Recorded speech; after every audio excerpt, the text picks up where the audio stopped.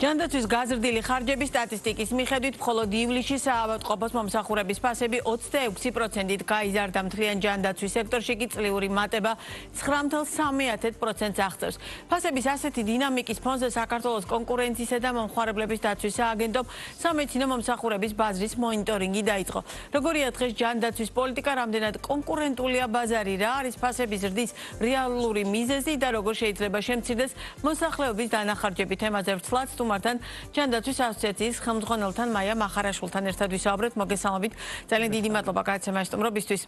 ძალიან ბუნებრივი და ლოგიკურიც არის, რომ ახალი სეზონის პირველ გადაცემაში ჯანდაცვის თემა ერთ-ერთი კვლავ აქტუალური და წამყვანი თემა იქნება, ისე როგორც მთელი სეზონის განმავლობაში ასე დარჩება თემის აქტუალობით და იმის გათვალისწინებით, რომ ის თვითონ ჩვენგანს გვეხება და შეუძლებელია, რომ სხვაგვარად იყოს. ჯანდაცვა არის გაძვირებული, ჯანდაცვის მომსახურება და ამას ყველა საკუთარ თავზე უგრძნობთ. ამას არ ჭირდება რაღაც გამოქვეყნებული სტატისტიკური მაჩვენებლები ან რაღაც სხვადასხვა რიცხვებით მანიპულირება. რეალურად ეს ასია. დავიწყო შესაბამისად ამ კითხვით, რა არის მთავარი განმაპირობებელი იმისა, რომ ჯანდაცვის სექტორში მომსახურება არის გაძვირებული, რა ფაქტორებმა განაპირობა ეს და სად არის პრობლემა და სად შეიძლება იყოს მე გამოსავალი ნაპოვნი, რომ დავუშვათ ეს რეალურად გაძვირებული მომსახურება, რომელიც აბსოლუტურად ლოგიკურია ხშირ შემთხვევაში, რომ გაძვირდეს იმის გათვალისწინებით, რომ მომსახურებები მთლიანად სხვა მიმართულებით პროდუქტები და ამ შემდგომ ძვირდება, მაგრამ ეს რომ არა ისახოს თვითონ ჩვენგანზე იმ დოზით ან რამდენად შესაძლებელია, რომ მთლიანობაში, თუნდაც სხვადასხვა ფაქტორის, თუნდაც ჯანდაცვის საყოველთაო პროგრამის ფარგლებში რეალურად ეს მომსახურებები არ იყოს იმ მასშტაბით გაძვირებული, როგორც მთლიანობაში დღეს ჩვენ ეს სახეზე გვაქვს. მოგესალმებით, დიდი მადლობა მოწვევისთვის და იცით რა შეასაქმე, როდესაც გაძვირებაზე ვსაუბრობთ, გაძვირების ფაქტორები რა თქმა უნდა არსებობს, მაგრამ ასევე ძალიან მნიშვნელოვანია კარგად გვესმოდეს რა მიმართულებები გაძვირდა.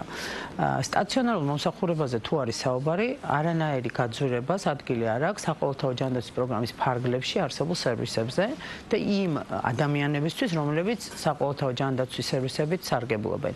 იმიტომ რომ DRG დაფინანსების სისტემაზე ბევრი გვისაუბრია, ვიცით, 36 დადგენილება ძალიან მკაცრად არეგულირებს, გამორიცხულია იქ რაიმე ტიპის ფასის სხვაობის ან დანამატის გადახდა, შესაბამისად ამ ნაწილში არანაირი ზრდა არ იქნება, ვერ იქნება. რაც შეეხება ისევ სტაციონარულ მომსახურებაზე რო ვისაუბროთ, დასაშვებია გარკვეულწილად იყოს ზრდა ფასების იმ მიმართულებებზე, ძირითადად, რომელიც არ ფინანსდება საყოველთაო ჯანდაცვის პროგრამით. ხშირ შემთხვევაში არ ფინანსდება ხოლმე სადაზღვეო, კერძო სადაზღვეო კომპანიების მიერაც, აი მაგალითად პლასტიკური ოპერაციები. ეს სტაციონარულ მომსახურებაში შედის. იგივე ვთქვათ ბარიატრიული მომსახურება, რომელიც ხშირად. თუმცა ეს ნაწილი მე მგონი არ არის მაინც და მაინც ისე გავრცელებული და ისე საყოველთაოდ გავრცელებული, რომ ამან რაღაც განსაკუთრებულადი პრობლემა შექმნას, ხო? რეალურად აქ არის ლაპარაკი იმ მომსახურებებზე, რომელსაც თითოეული ჩვენგანი და თქვენც როგორც ამ შემთხვევაში მომხმარებელი რეალურად ყოველდღიურ რეჟიმში ვაწყდებით. ამ მიმართულებაზე უფრო არის საუბარი და როდესაც ვამბობთ, რომ დავუშვათ ჯანდაცვის საყოველთაო პროგრამის ნაწილში არ გაძვირდება, მაშინ რეალურად ეს გაძვირება რამ განაპირობა? თუ არ არის გაძვირებული და ამას უბრალოდ ჩვენ არასწორად აღვიქვავთ. არა, როგორ არის იცით, ანუ გაძვირების მოდი დაუშვათ, იმიტომ რომ იმის იქით რა მონაცემებია, თავისთავადია რომ სტატისტიკური მონაცემი ეყრდნობა რაღაც კონკრეტულ მონაცემს, რომელიც არსებობს. გაძვირების ალბათობა უნდა ვიფიქროთ ჩვენ მედიკამენტების ნაწილში, უნდა ვიფიქროთ ამბულატორიული მომსახურების ნაწილში. ამბულატორიული მომსახურების ნაწილში. რატომ? ერთი რომ თვითონ მომხმარებლის თვალსაზრისით ამბულატორიული მომსახურება ნაწილობრივ იფარება საყოველთაო ჯანდაცვის პროგრამითანაც, ვიცით, მაგრამ რაღაც დიდი ნაწილისთვის არ იფარება და თუ ეს ადამიანები არ არიან კერძო სადაზღვეო მოსარგებლები, კერძო სადაზღვეო სისტემების, მაშინ მათ მოუწევთ ჯიბიდან გადახდა იმ სერვისებზე, რა სერვისების და ამბულატორიულ სერვისებში ძალიან დიდი სპექტრია. ძირითადად ალბათ დიაგნოსტიკის მიმართულება იქნება, იმიტომ რომ ჭარბად იყენებს ჩვენი მოსახლეობა დიაგნოსტიკას და აბსოლუტურად სადაზღვეო კომპანიებს თუნდაც არა, ანუ საჭიროების შემთხვევაში სადაზღვეო კომპანიებიდან რა თქმა უნდა დიაგნოსტიკა ფინანსდება, მაგრამ ეს არ ნიშნავს, რომ ყველა დაზღვეულია, ხო? ერთი რომ არ არის ყველა დაზღვეული, ის რასაც ფარავს საყოველთაო ჯანდაცვის პროგრამის ადამიანებია კერძო დაზღვევით მოსარგებლე. დანარჩენი არ არის მოსარგებლე. ის ჯგუფი ადამიანების, რომელიც საყოველთაო ჯანდაცვის პროგრამის ფარგლებში იღებს გეგმიურ ამბულატორიულ მომსახურებას, აქაც ხშირია ხოლმე, რომ რაღაც დამატებითი მომსახურებების საჭიროება ან სურვილი აქვს და ამას უკვე თვითონ ირჩევენ და რა თქმა უნდა ეს ყველაფერი ფასთან არის და ჯიბიდან გადახდასთან არის დაკავშირებული.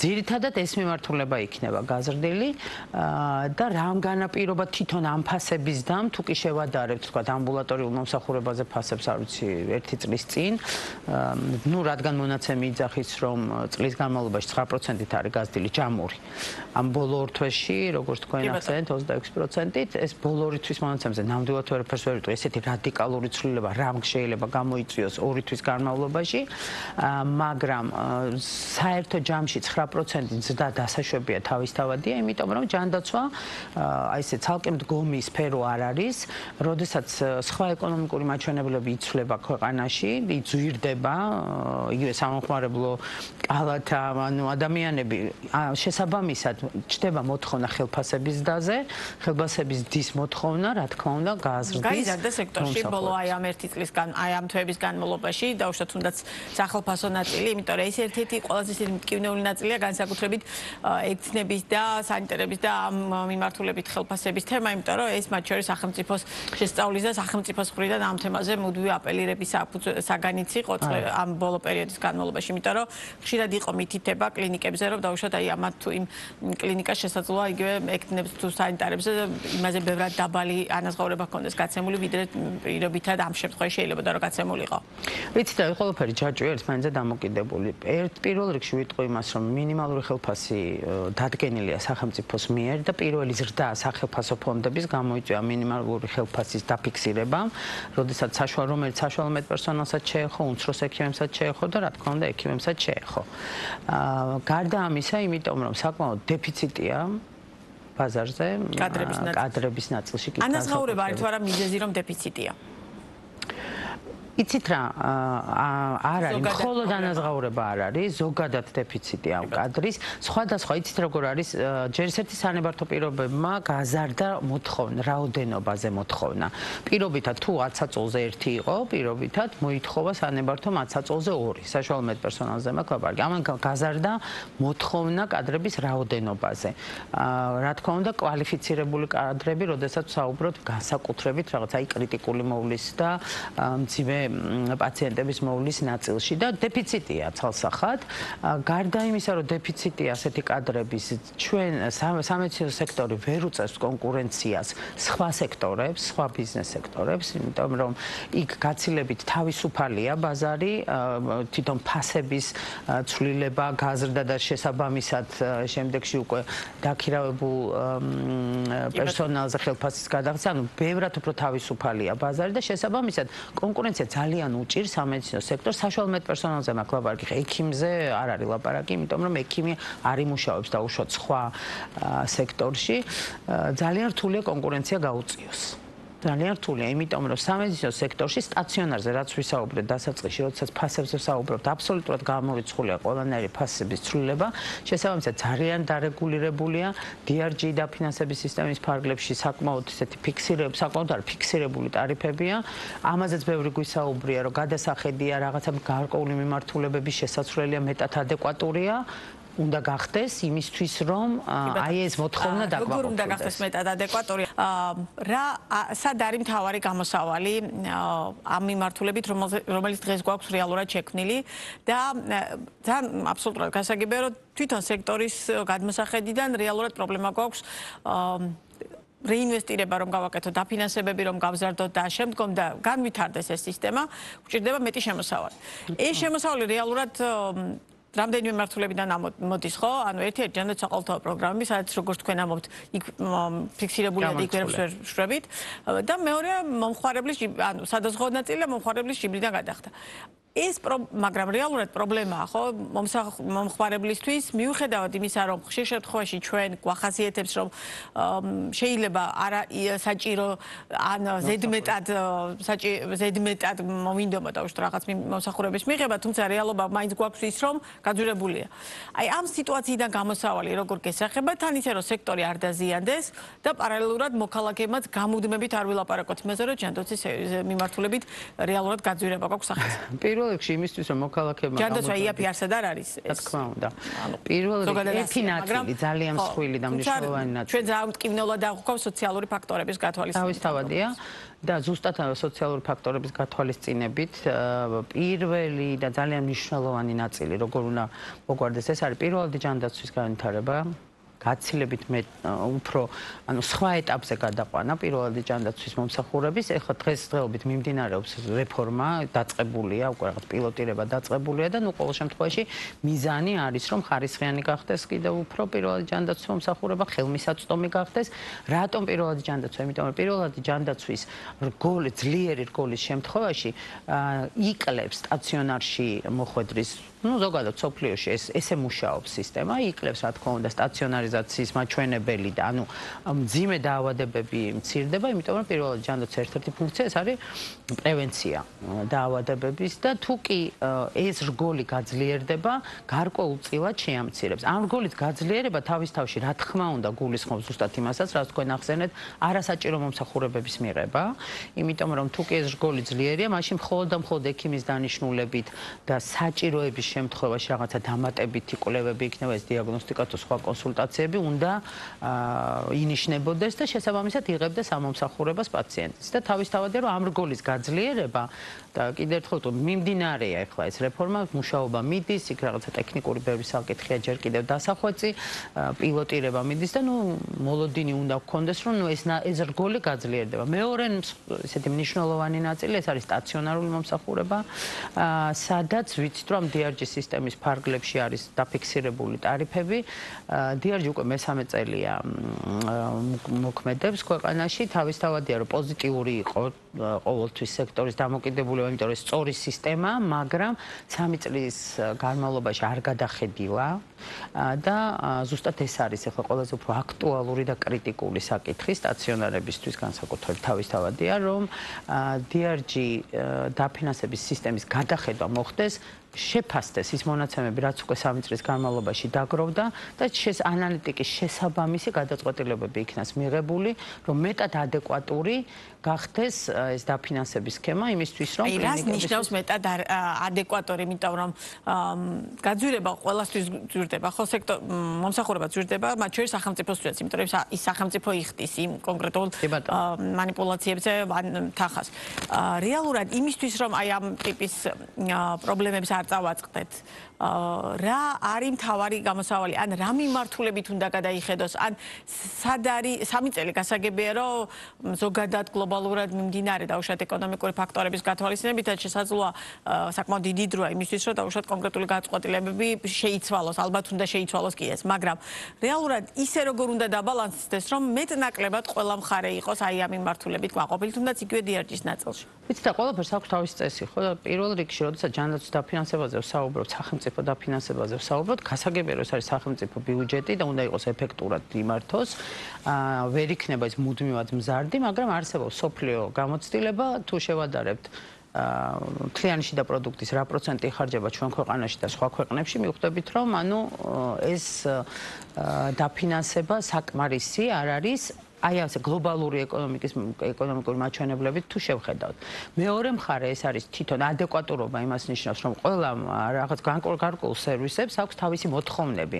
ამ სერვისის მიწოდება ხარისხიანი და ჩვენ გვაქვს პრეტენზია იმაზე, რომ ხარისხიანი მომსახურება გავწევთ, ჭირდება ესა თუ ის ჩარევა, დიაგნოსტიკა და ასე შემდეგ. ამას განსაზღვრავს პროტოკოლი და გაიდლაინი სტანდარტული, რომელიც სახელმწიფოში ნაწილი დამტკიცებულია, ნაწილი დასამტკიცებელია და იმისი განფასება უნდა მოხდეს. თუ კი ეს კონკრეტული შემთხვევა საჭიროებს ამ რესურსს, ეს რესურსი უნდა იყოს. ამას ქვია ადეკვატური. აქ არ არის ლაპარაკი, რომ ყველაფერი გაიზარდოს ან ყველაფერი შემცირდეს. გაქვთ კონსულტაციები მთავრობასთან, ამ შემთხვევაში ჯანდაცვის სამინისტროსთან და ადეკვატური რადგან ახსენეთ, ამიტომაც ვიკითხავ, არის ადეკვატური დაუშვათ ამ შემთხვევაში ხელისუფლების პოზიცია ამ ნაწილში.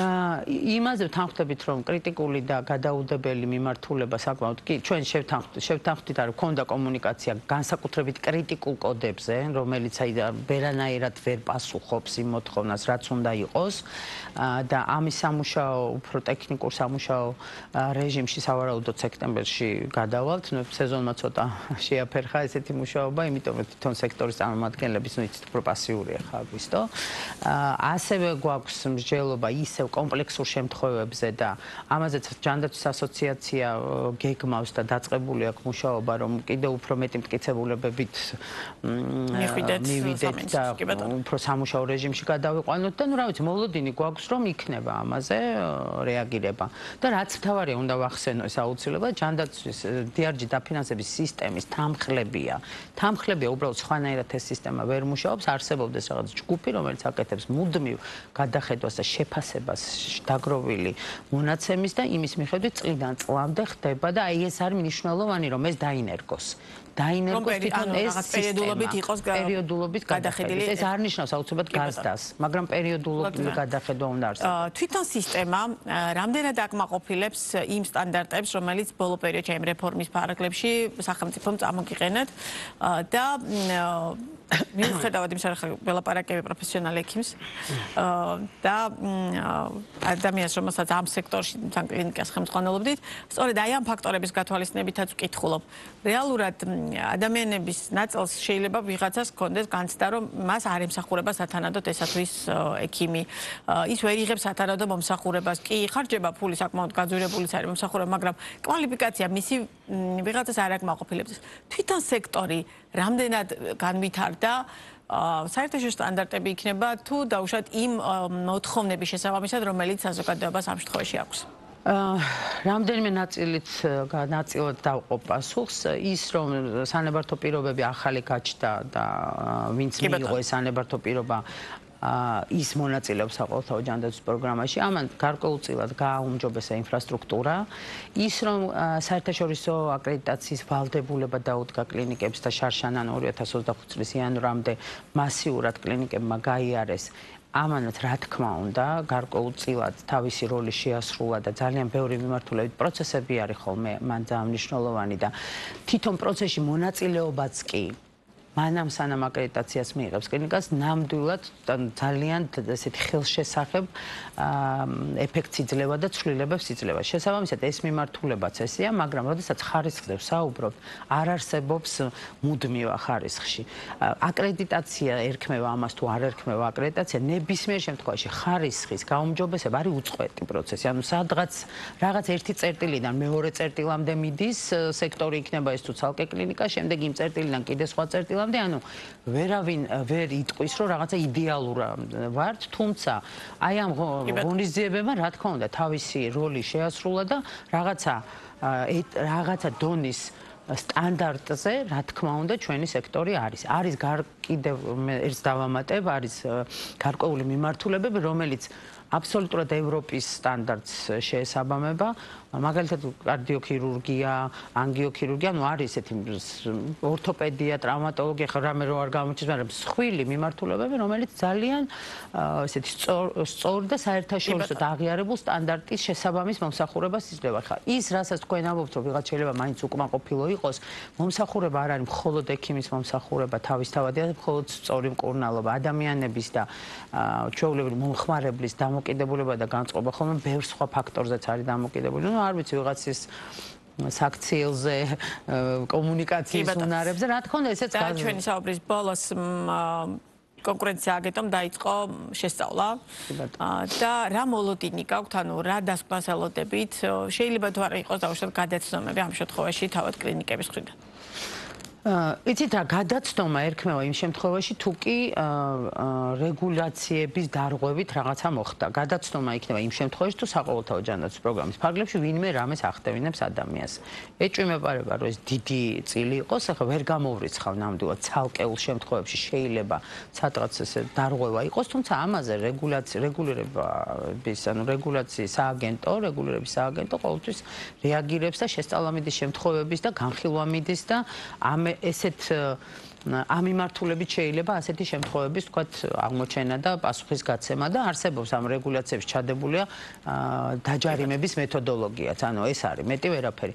რაც შეეხება სხვა მიმართულებას, იქ სადაც არ რეგულირდება იქ არანაირ შედეგს არ ველოდები, იმიტომ რომ თავისუფალი საბაზრო ეკონომიკის პირობებში ფასთა წარმოქმნა და არის აბსოლუტურად უფლება